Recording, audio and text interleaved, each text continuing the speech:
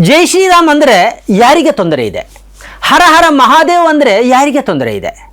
ಜೈ ಜೈ ಹನುಮಾನ್ ಅಂದರೆ ಯಾರಿಗೆ ತೊಂದರೆ ಇದೆ? ಐ ಲವ್ ಶ್ರೀಕೃಷ್ಣ ಅಂದರೆ ಯಾರಿಗೆ ತೊಂದರೆ ಇದೆ? ಹೀಗೆ ಹೇಳಿದುದಕ್ಕಾಗಿ ಯಾರಾದರೂ ಆಕ್ಷೇಪ ಎತ್ತಿದಾರಾ? ಹೇಳಿದವರ ಮೇಲೆ ಹಲ್ಲೆ ನಡೆಸಿದಾರಾ? ಅಂತಹ ಬ್ಯಾನರ್ಗಳನ್ನು ಕಿತ್ತು ಹಾಕಿದಾರಾ?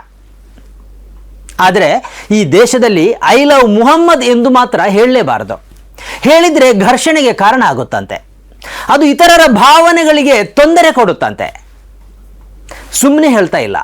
ಸೆಪ್ಟೆಂಬರ್ 4ರಿಂದ ಈವರೆಗೆ ಕೇವಲ ಐ ಲವ್ ಮುಹಮ್ಮದ್ ಎಂದು ಹೇಳಿದ್ದಕ್ಕಾಗಿ ಅಥವಾ ಬ್ಯಾನರ್ ನಾಟಿದ್ದಕ್ಕಾಗಿ 21 FIR ದಾಖಲಿಸಲಾಗಿದೆ. 1324 ಮುಸ್ಲಿಮರ ವಿರುದ್ಧ ಕೇಸು ದಾಖಲಿಸಲಾಗಿದೆ.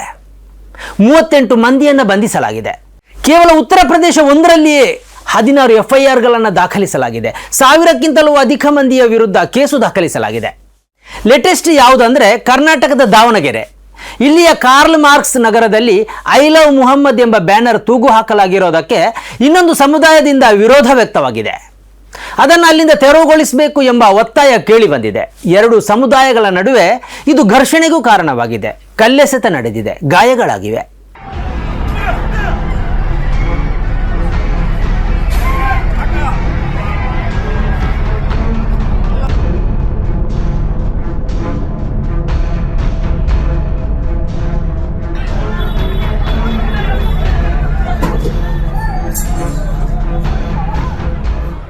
ಯಾಕೆ ಹೀಗಾಗ್ತಾ ಇದೆ? ಐ ಲವ್ ಮುಹಮ್ಮದ್ ಎಂದು ಯಾರಾದರೂ ಹೇಳಿದರೆ ಅಥವಾ ಹಾಗೆ ಬರೆದ ಬ್ಯಾನರನ್ನು ಯಾರಾದರೂ ತೂಗು ಹಾಕಿದರೆ ಅದು ಪ್ರಚೋದನಾತ್ಮಕ ಹೇಗಾಗತ್ತೆ? ಘರ್ಷಣೆಗೆ ಕಾರಣ ಯಾಕಾಗತ್ತೆ? ಪ್ರವಾದಿ ಮುಹಮ್ಮದರನ್ನು ಪ್ರೀತಿಸ್ತೇನೆ ಅಂದರೆ ಯಾರಿಗೆ ಯಾಕೆ ನೋವಾಗಬೇಕು? ಯಾಕೆ ಅದು ಘರ್ಷಣೆಗೆ ಒಳಗಾಗಬೇಕು? ಇಂಥದ್ದೊಂದು ಅಪಪ್ರಚಾರವನ್ನು ಮಾಡ್ತಾ ಇರೋರು ಯಾರು? ಯಾಕೆ ಹಾಗೆ ಮಾಡ್ತಾ ಇದ್ದಾರೆ? ಅವರ ಹಿಂದೆ ಯಾರಿದ್ದಾರೆ? ಹೇಳ್ತೇನೆ. ನಿಮ್ಮ ಬೆಂಬಲದಿಂದಲೇ ನಾವು ಈ ಹಂತಕ್ಕೆ ಬೆಳೆದಿದ್ದೇವೆ. ನಮಗೆ ಇನ್ನಷ್ಟು ಬೆಳಿಬೇಕಾಗಿದೆ. ಇನ್ನಷ್ಟು ಸತ್ಯ ಸುದ್ದಿಯನ್ನು ನಿಮ್ಮ ಜೊತೆ ಹಂಚಿಕೊಳ್ಳಬೇಕಾಗಿದೆ. ಆದ್ದರಿಂದ ಸನ್ಮಾರ್ಗ ನ್ಯೂಸ್ ಚಾನಲನ್ನು ಸಬ್ಸ್ಕ್ರೈಬ್ ಮಾಡುವ ಮೂಲಕ ಮತ್ತು ಸನ್ಮಾರ್ಗ ನ್ಯೂಸ್ ಚಾನೆಲ್ನ ಎಲ್ಲ ಕಾರ್ಯಕ್ರಮವನ್ನು ನಿಮ್ಮವರು, ನಿಮ್ಮ ಕುಟುಂಬಿಕರು ಮತ್ತು ಗೆಳೆಯರೊಂದಿಗೆ ಹಂಚಿಕೊಂಡು ಅವರಲ್ಲೂ ಸಬ್ಸ್ಕ್ರೈಬ್ ಮಾಡುವಂತೆ ವಿನಂತಿಸುವ ಮೂಲಕ ನಮ್ಮನ್ನು ಬೆಂಬಲಿಸಿ. ವೀಕ್ಷಕರೇ, ಇದು ಎಡಿಟರ್ಸ್ ಪಿಕ್.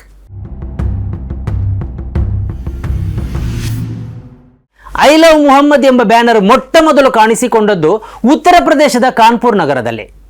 ಮಿಲಾದುನ್ನಬಿ ಕಾರ್ಯಕ್ರಮದ ಪ್ರಯುಕ್ತ ಸ್ಥಳೀಯ ಮುಸ್ಲಿಮರು ಐ ಲವ್ ಮುಹಮ್ಮದ್ ಎಂಬ ಬ್ಯಾನರ್ ಅನ್ನು ತಾವು ಸಾಗುವ ಮೆರವಣಿಗೆಯ ಹಾದಿಯುದ್ದಕ್ಕೂ ಹಾಕ್ತಾರೆ.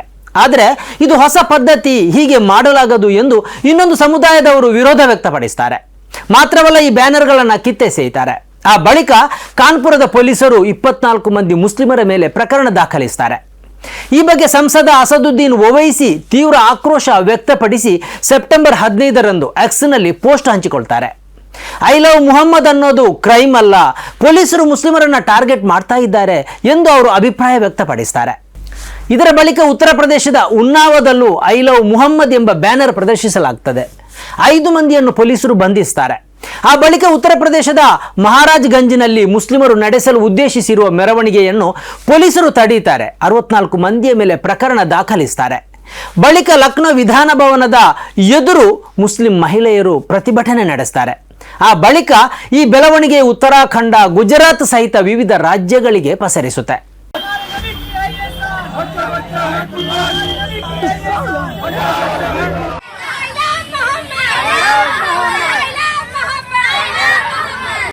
ಪ್ರವಾದಿ ಮುಹಮ್ಮದರು ಹುಟ್ಟಿದ ತಿಂಗಳ ನೆನಪಲ್ಲಿ ಮುಸ್ಲಿಮರು ಮಿಲಾದುನ್ನಬಿಯನ್ನು ಆಚರಿಸ್ತಾರೆ.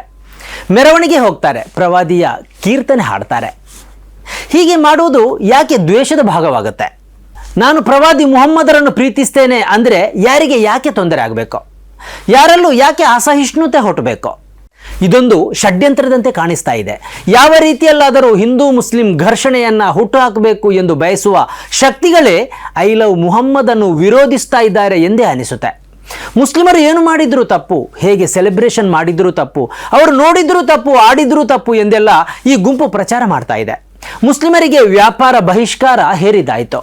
ಬೆಳಗಿನ ಅಜಾನ್ಗೆ ವಿರೋಧ ವ್ಯಕ್ತಪಡಿಸಿದ್ದಾಯಿತು. ಹಲಾಲ್ ಆಹಾರ ಕ್ರಮಕ್ಕೆ ಆಕ್ಷೇಪ ವ್ಯಕ್ತಪಡಿಸಿದ್ದಾಯಿತು. ಎಲ್ಲಿವರೆಗೆ ಅಂದರೆ ಉತ್ತರಾಖಂಡದಲ್ಲಿ ಪೇಪರ್ ಲೀಕ್ ವಿರುದ್ಧ ಇದೀಗ ಯುವ ಸಮುದಾಯ ಪ್ರತಿಭಟನೆಗೆ ಇಳಿದಿರೋದನ್ನು ನಕಲ್ ಜಿಹಾದ್ ಎಂದು ಅಲ್ಲಿನ ಬಿಜೆಪಿ ಮುಖ್ಯಮಂತ್ರಿಯೇ ಹೇಳುವಷ್ಟು ಪ್ರತಿಯೊಂದರಲ್ಲೂ ಮುಸ್ಲಿಮರನ್ನೇ ಟಾರ್ಗೆಟ್ ಮಾಡಿದ್ದಾಯಿತು. ಇದೀಗ ಐ ಲವ್ ಮುಹಮ್ಮದ್ ಎಂದು ಹೇಳುವುದನ್ನೇ ಅಪರಾಧ ಎಂದು ಹೇಳತೊಡಗಿದ್ದಾರೆ. आज हमारे युवा नौकरियों में अवसर पा रहे हैं, इसलिए युवाओं के भविष्य को अंधकार में धकेलने के लिए संगठित होकर पेपर लीक कराने के षड्यंत्र रचे जा रहे हैं. कोचिंग माफिया और नकल माफिया एक होकर राज्य में नकल जहाज छेड़ने का प्रयास कर रहे हैं. जांच से पहले ही प्रदेश में अराजकता फैलाने का प्रयास कर रहे हैं. लेकिन मैं आप सभी उन सभी नकल माफियाओं को, उन जिहादियों को बता देना चाहता हूं कि हमारी सरकार राज्य में नकल माफियाओं को जब तक मिट्टी में नहीं मिला देगी तब तक हम क्रांति नहीं करेंगे. ಜೈ ಶ್ರೀರಾಮ್ ಎಂದು ಹೇಳಲು ಅವಕಾಶ ಇರುವ ದೇಶದಲ್ಲಿ ಐ ಲವ್ ಮುಹಮ್ಮದ್ ಎಂದು ಹೇಳಬಾರದು ಅನ್ನುವುದು ಧರ್ಮದ್ವೇಷ, ಮುಸ್ಲಿಂ ದ್ವೇಷ ಮತ್ತು ಸಂವಿಧಾನ ವಿರೋಧಿ. ಹಿಂದೂಗಳ ಹಬ್ಬಗಳನ್ನಾಗಲಿ ಅವರ ಧಾರ್ಮಿಕ ಘೋಷಣೆಗಳನ್ನಾಗಲಿ ಮುಸ್ಲಿಮರು ಎಂದೂ ವಿರೋಧಿಸಿಯೇ ಇಲ್ಲ. ಆದ್ದರಿಂದ ನಾನು ಪ್ರವಾದಿ ಮುಹಮ್ಮದರನ್ನು ಪ್ರೀತಿಸುತ್ತೇನೆ ಅನ್ನುವುದನ್ನು ವಿರೋಧಿಸುವುದಕ್ಕೆ ಅರ್ಥವೇ ಇಲ್ಲ. ಹಾಗೆ ವಿರೋಧಿಸುವವರು ಧರ್ಮ ಪ್ರೇಮಿಯಾಗಲು ಸಾಧ್ಯವೇ ಇಲ್ಲ. ಸ್ನೇಹಿತರೆ, ನಿಮ್ಮ ಅದ್ಭುತ ಬೆಂಬಲದಿಂದ ಸನ್ಮಾರ್ಗ ನ್ಯೂಸ್ ಚಾನೆಲ್ ಈಗ 2 ಲಕ್ಷ ಸಬ್ಸ್ಕ್ರೈಬರ್ಗಳನ್ನು ದಾಟಿದೆ. ಇದು ನಮ್ಮ ಯಶಸ್ಸಲ್ಲ, ಇದು ನಿಮ್ಮ ಯಶಸ್ಸು. ನಮ್ಮ ಮುಂದಿನ ಗುರಿ 4 ಲಕ್ಷ. ಇದು ಕಷ್ಟವಲ್ಲ. ನೀವು ಮಾಡಬೇಕಾದದ್ದು ಸಿಂಪಲ್. ನೀವು ಸನ್ಮಾರ್ಗ ನ್ಯೂಸ್ ಚಾನೆಲ್ ವಿಡಿಯೋವನ್ನ ನಿಮ್ಮ ಸ್ನೇಹಿತರಿಗೆ, ಕುಟುಂಬದವರೊಂದಿಗೆ ಹಂಚಿಕೊಳ್ಳಿ ಮತ್ತು ಅವರಲ್ಲೂ ಸಬ್ಸ್ಕ್ರೈಬ್ ಮಾಡಲು ಹೇಳಿ. ನೀವು ಶಕ್ತಿಯನ್ನು ಕೊಡಿ, ನಾವು ನಿಖರ ಸುದ್ದಿ ಕೊಡ್ತೇವೆ. ಧನ್ಯವಾದಗಳು.